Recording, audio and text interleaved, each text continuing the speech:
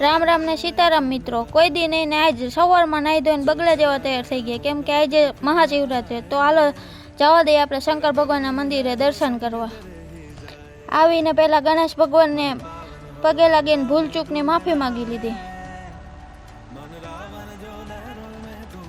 પછી નંદી મહારાજને કાનમાં કહી દીધી મારી વિશ। તમને નહીં કહું શું કીધું એ।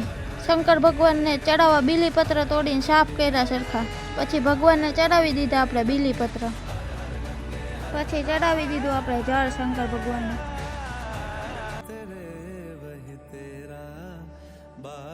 હવે થોડીક પૂજા કરી લઈ અને પછી જવા દે ઘર સાઈડ, કેમ કે 12 વાગે પાછું આવવાનું છે આરતીમાં આપણે।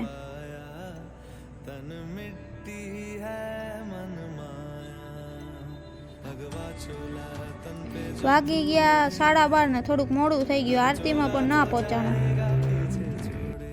અમારે અહીંયા આ રીતના ગ્લાસ લઈને ભાંગ લેવા જાય, તમારે ત્યાં જાય કે નહીં?